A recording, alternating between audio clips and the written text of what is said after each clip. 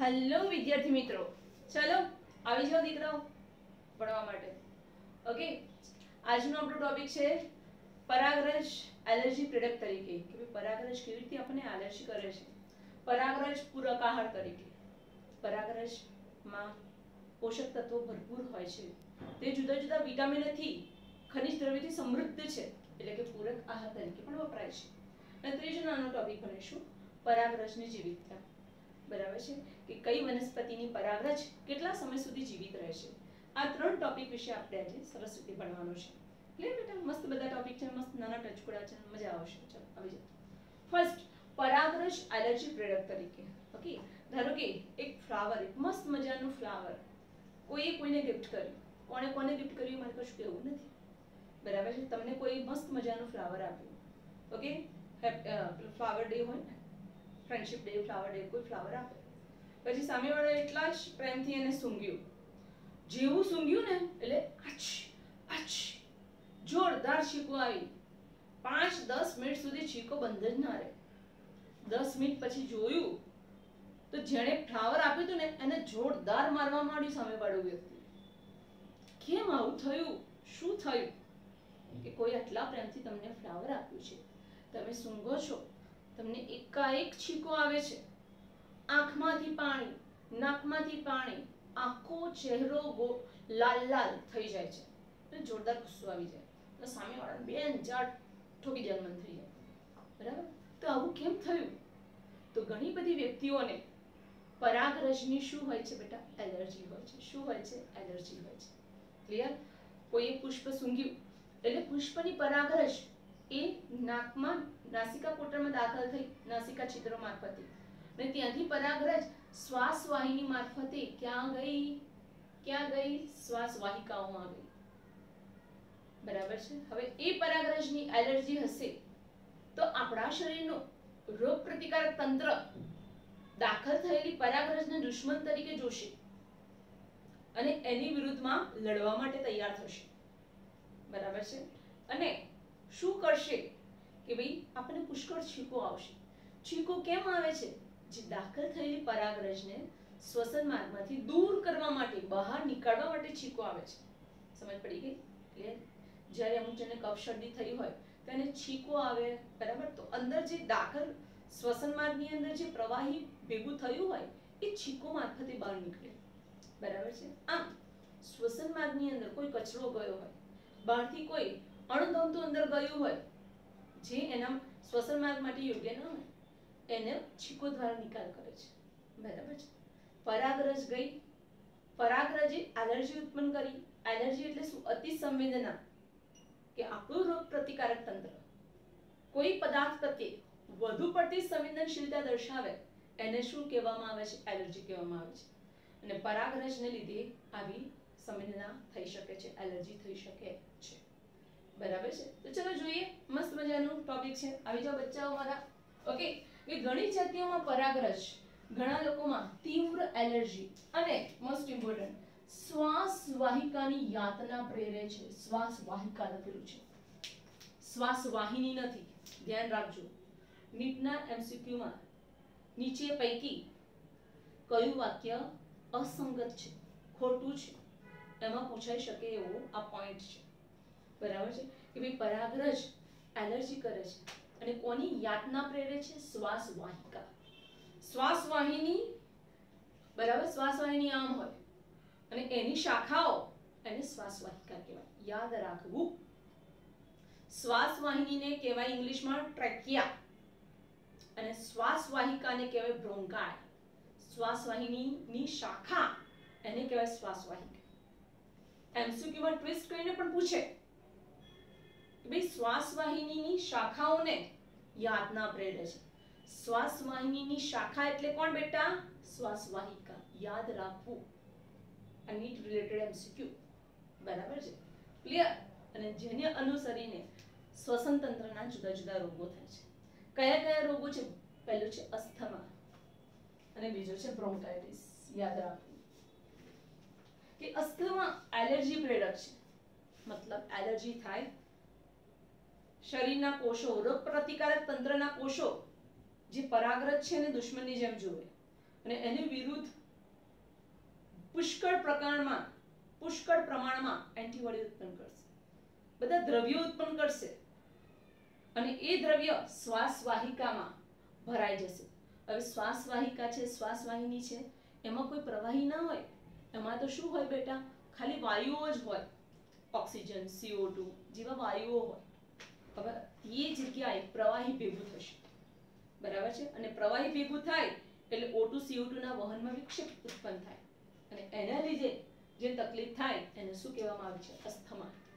શરીરના જુદા જુદા અંગોને પૂરતા પ્રમાણમાં ઓક્સિજન અને કાર્બન ડાયોક્સાઇડ જે વહન થવું જોઈએ એ વહન થતું નથી, બરાબર છે. CO2 જેટલો બહાર નીકળવો જોઈએ ઉચ્છ્વાસ મારફતે એ નીકળતો નથી અને જે રોગ થાય છે એને શું કહેવામાં આવે છે, અસ્થમા. શું કહેવામાં આવે છે બેટા, અસ્થમા. અને બીજો રોગ છે બ્રોન્કાઇટિસ, બરાબર છે. પાંસળીઓમાં કફ જમી જવો, ગુજરાતીમાં આપણે આવું કહીએ છીએ. પાંસળીઓ નહીં, શ્વાસવાહિકા. પાંસળીઓ તો હાડકાની બનેલી હોય, પાંસળીઓની અંદર કફ ના જમી જાય, બરાબર છે. શ્વાસવાહિકા હોય, શ્વાસ નળીની શાખાઓ જે પોલી છે અને વાયુઓને માર્ગ આપે છે વહન માટે, અને એ જગ્યાએ પ્રવાહી ભેગું થાય અને જે રોગ થાય એને શું કહેવાય બચ્ચાઓ મારા, બ્રોન્કાઇટિસ થાય. શું થાય બેટા, બ્રોન્કાઇટિસ. ખબર પડી ગઈ? ક્લિયર? ઓકે. પરાગરજ, એલર્જી અને શ્વાસવાહિકાની યાતના પ્રેરે છે અને અસ્થમા અને બ્રોન્કાઇટિસ જેવા રોગોને નોતરે છે. ઓકે, સારું. કોઈ એવું એક્ઝામ્પલ છે કે જે MCQ માં પૂછાઈ શકે? હા, છે ને એક મસ્ત એક્ઝામ્પલ કે ફોરેનથી અહીં ઘઉં આયાત કર્યા હતા, આયાત કરું બહારથી ઇમ્પોર્ટ કર્યા હતા, બરાબર છે. અહીંથી ક્યાંક મોકલીએ, આપણે ઇન્ડિયાની પેદાશ ક્યાંક બહાર મોકલીએ તો એક્સપોર્ટ કર્યું કહેવાય, નિકાસ, બરાબર છે. કે ભાઈ ફોરેનથી આપણે શું આયાત કર્યું હતું, ઘઉં આયાત કર્યા હતા અને એની સાથે એક અશુદ્ધિ આવી ગઈ, ઘઉંની સાથે એક પરાગરજ ચોંટીને આવી ગઈ, અશુદ્ધિ આવી ગઈ. નામ શું છે એનું, મોસ્ટ ઇમ્પોર્ટન્ટ નામ છે એનું ગાજર ઘાસ. કેવું નામ છે, જોરદાર. શું નામ છે, ગાજર ઘાસ. વૈજ્ઞાનિક નામ પાર્થેનિયમ, યાદ રાખવાનું, અને ઇંગ્લિશ નામ કેરોટ ગ્રાસ. ગાજર એટલે કેરોટ અને ઘાસ એટલે ગ્રાસ. યાદ રાખવું, મોસ્ટ ઇમ્પોર્ટન્ટ MCQ ક્વેશ્ચન પૂછાશે જ. આવી જાઓ.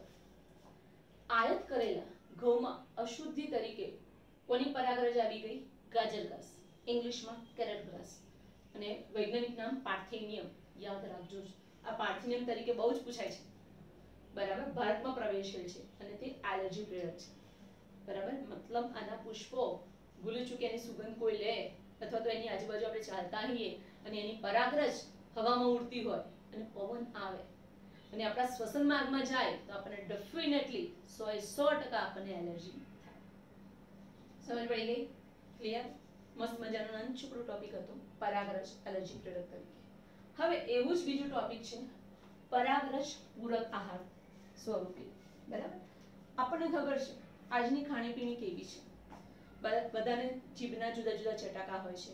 જે સમતોલ આહાર લેવો જોઈએ એ સમતોલ આહાર બહુ ઓછા લોકો લે છે, બરાબર છે. બધાને સારું સારું ખાવું છે, પાણીપુરી, ભેલપુરી, ચટણીપુરી, હે ને, પિઝા, પાસ્તા, હે ને, સેન્ડવિચ, બર્ગર, દાબેલી, એટલે મોઢામાં પાણી આવી ગયું હે ને, મને પણ આવી. ઓકે, તો ભાઈ આજના જમાનાની અંદર સમતોલ આહારની બહુ જ ઉણપ હોય છે વ્યક્તિઓમાં.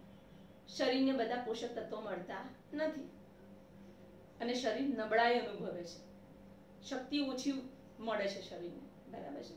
તો પરાગરજ એ પૂરક આહાર તરીકે એટલે કે વિટામિનની ગોળીઓ તરીકે પણ આપણે ઉપયોગમાં લઈ શકીએ છીએ. કોને? પરાગરજને. તો પુષ્પની પરાગરજ પોષક તત્વોથી સભર હોય છે.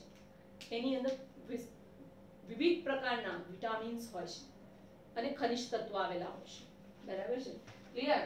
અને એમાંથી પરાગરજની ગોળીઓ બનાવવામાં આવેલી હોય છે અને એ પૂરક આહાર તરીકે ઉપયોગમાં લેવાય છે. ઇમ્પોર્ટન્ટ ક્વેશ્ચન, બરાબર છે. ફોરેન કન્ટ્રીમાં, પશ્ચિમી દેશોમાં આ પરાગરજમાંથી કઈ કઈ પેદાશો બનાવવામાં આવે છે? તો પરાગરજની ગોળીઓ બનાવાય, લોકો રોજ ગળે અને વિટામિન પ્રાપ્ત કરે, બરાબર છે. અને બીજું સિરપ, નાના છોકરા ગોળી ના કરે તો શું 2 ચમચી પીવડાવી દે, સિરપ લિક્વિડ હોય મધ જેવું સિરપ, હે ને બેટા. તો પશ્ચિમી દેશોમાં પરાગરજની પેદાશોમાં શું બનાવવામાં આવે છે? ગોળીઓ અને સિરપ તરીકે ઉપયોગમાં લેવાય છે. ક્લિયર? ઓકે, સારું. પરાગરજમાં બધા બહુ જ વિટામિન છે, બહુ જ ખનિજ તત્વો એટલે મિનરલ્સ છે, એટલે શરીરને બધા જ પોષક તત્વો મળે, બરાબર છે. અને પાવર આવી જાય, તાકાત આવી જાય, બરાબર. કે અહીં પરાગરજનો વપરાશ કરવાથી શું ફાયદા થાય છે? તો રમતવીરો એટલે શું? સ્પોર્ટ્સમેન, બરાબર છે. જે જિમ્નાસ્ટિકમાં ભાગ લેતા હોય, દોડમાં ભાગ લેતા હોય, કબડ્ડીમાં ભાગ લેતા હોય, ક્રિકેટમાં ભાગ લેતા હોય, બરાબર છે. તો બે રમતવીરો, સ્પોર્ટ્સમેન અને બીજું દોડમાં ભાગ લેનારા ઘોડાઓ, બરાબર છે. જોયું છે ઘોડાની રેસ, જોઈ છે? મજા આવે જોવાની. તો એ ઘોડાની જે રેસ હોય, હોર્સ રેસ, હે ને, તો દોડમાં ભાગ લેતા ઘોડાઓ એ એના દેખાવમાં સુધારો કરવા માટે, એ લોકોની સ્પીડ વધારવા માટે પરાગરજની ગોળીઓનો ઉપયોગ થાય છે, બરાબર છે.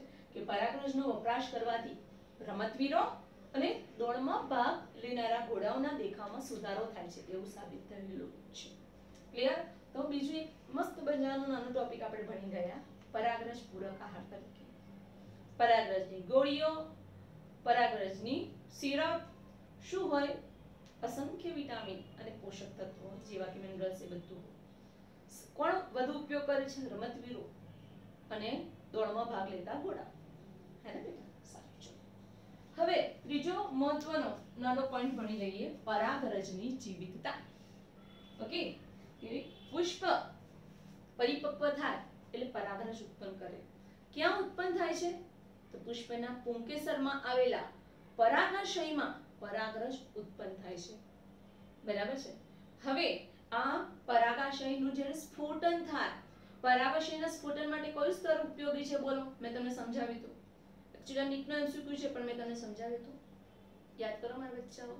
યસ, પરાગરજના સ્ફોટનમાં પરાગાશયનું કયું સ્તર ઉપયોગી છે?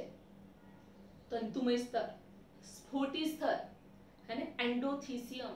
નીટ એમસીક્યુ ક્વેશ્ચન યાદ રાખજો, આ પૂછાશે જ, બરાબર. કે પરાગાશયના સ્ફોટનમાં કયું સ્તર? તંતુમય સ્તર, સ્ફોટી સ્તર, ત્રીજું નામ એન્ડોથેસિયમ મહત્વનો ભાગ ભજવે છે. એ ફાટે છે અને પરાગરજ ફટાક કરતી મુક્ત થાય છે.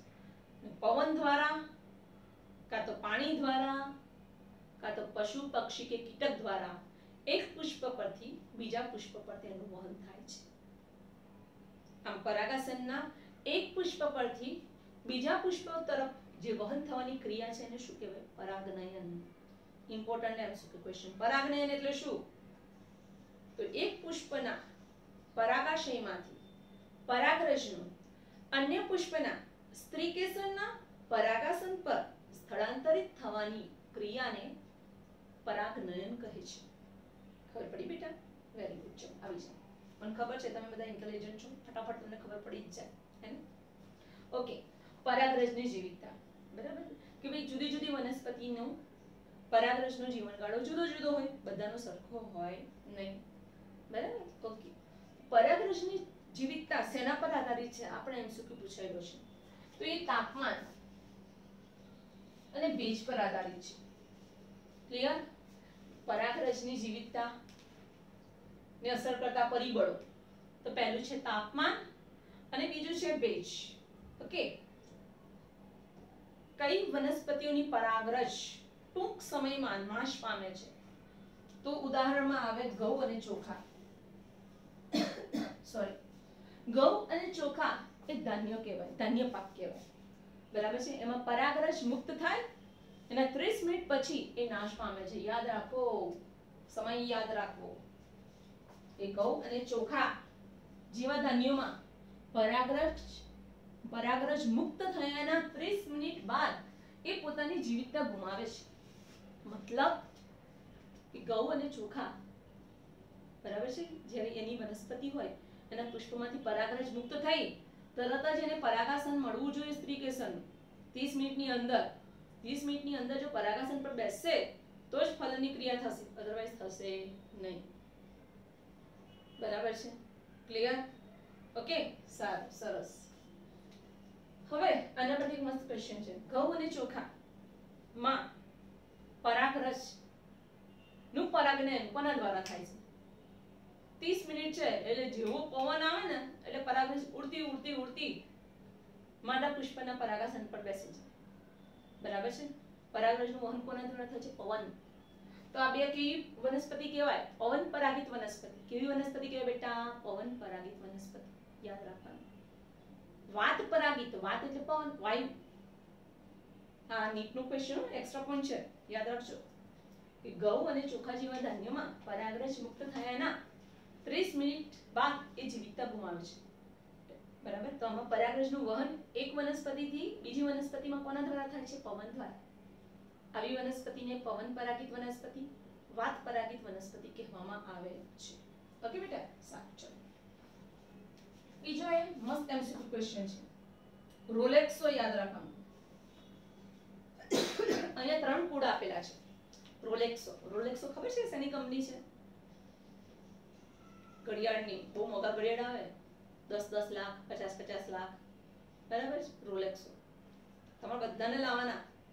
આપણે એવા સક્ષમ બનવાનું, એટલું બધું કમાવાનું ને એટલે આપણે રોલેક્સો પહેરીને ફરવાનું. પછી ફર્સ્ટ કોપી નહીં પહેરવાની.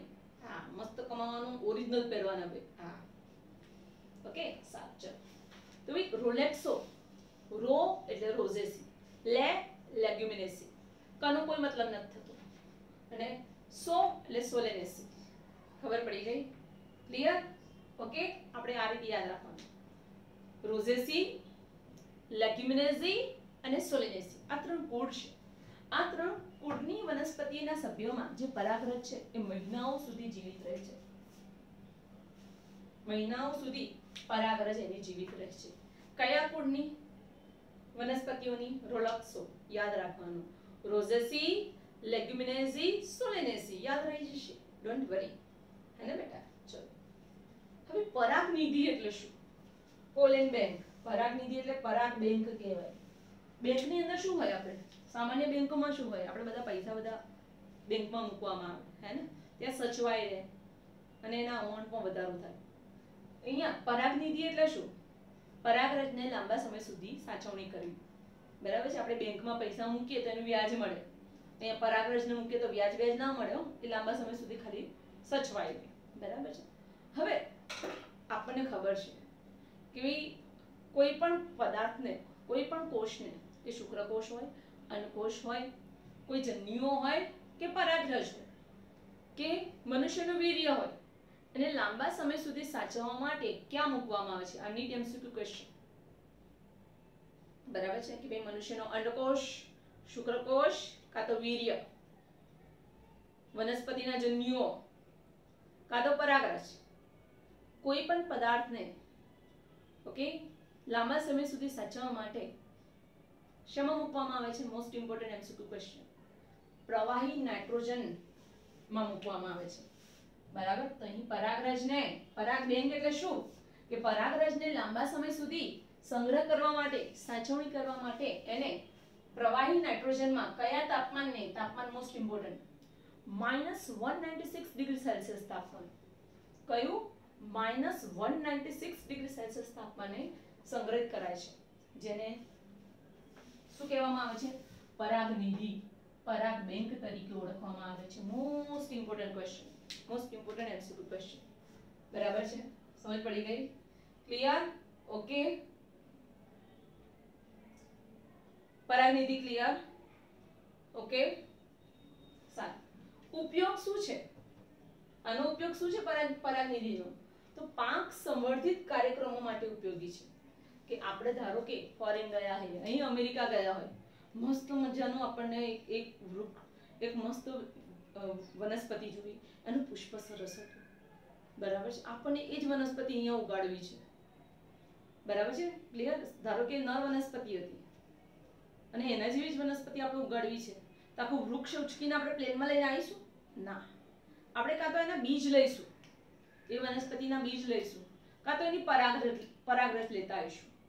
બીજ અને પરાગરજ આટલી જગ્યામાં આવી જાય. બરાબર છે? આખું વૃક્ષ પ્લેનમાં લાવવો બહુ મોંઘું પડી જાય, બહુ અઘરું પડી જાય. બરાબર છે? ક્લિયર? તો અન્ય દેશમાં ઉગતી વનસ્પતિ ને આપણા દેશમાં ઉગાડવી હોય તો એના બીજ લાવવામાં આવે છે, બરાબર છે, કાં તો એની પરાગરજ લાવવામાં આવે, બરાબર છે, અને એ પરાગરજના ઉપયોગથી આપણે પાક સંવર્ધિત કાર્યક્રમો યોજી શકાય છે, એના જેવા પાક આપણે ઉગાડી શકાય છે, એના જેવી જ વનસ્પતિ આપણે ઉગાડી શકીએ છીએ, બરાબર છે. બીજ નિધિ એટલે શું? જો પરાગ નિધિ એટલે શું? પરાગ નિધિ એટલે પરાગબેન. પરાગરજને લાંબા સમય સુધી સાચવવા માટે તેને પ્રવાહી નાઇટ્રોજનમાં -196 ડિગ્રી સેલ્સિયસ તાપમાને રાખવામાં આવે છે. ઓકે, વર્ષો સુધી પરાગરજ સચવાઈ રહે છે અને જ્યારે જરૂર હોય ત્યારે પરાગરજનો ઉપયોગ પાક સંવર્ધિત કાર્યક્રમમાં કરવામાં આવે છે. નવીન પ્રકારના પાક ઉત્પન્ન કરાવવા, નવીન પ્રકારની વનસ્પતિ ઉત્પન્ન કરાવી, એ બધું ક્યાં થાય છે? પાક સંવર્ધિત કાર્યક્રમોમાં. પ્લાન્ટ બ્રીડિંગ પ્રોગ્રામ, ઇંગ્લિશમાં એને શું કહેવામાં આવે છે? Plant breeding program, crop breeding program, crop breeding program પણ કહેવામાં આવે છે. ખબર પડી ગઈ? ઓકે, બીજ નિધિ એટલે શું? જે રીતે પરાગરજનો સંગ્રહ કરવામાં આવે એ જ રીતે જુદા જુદા વનસ્પતિના બીજોનો સંગ્રહ જે કરવામાં આવે છે એને શું કહેવામાં આવે છે? બીજ નિધિ. શું કહેવામાં આવે છે બેટા? બીજ નિધિ કહેવામાં આવે છે. ઓકે બેટા, સારું. તો આજના આપણા નાના નાના 3 ટોપિક પૂરા થયા. સરસ એ બેટા તૈયાર કરી દેજો, લખવાનું રાખજો, લખીને મોઢે કરશો તો જ છેલ્લે સુધી યાદ રહેશે, અદરવાઇઝ યાદ રહેશે નહીં. ઓકે બેટા.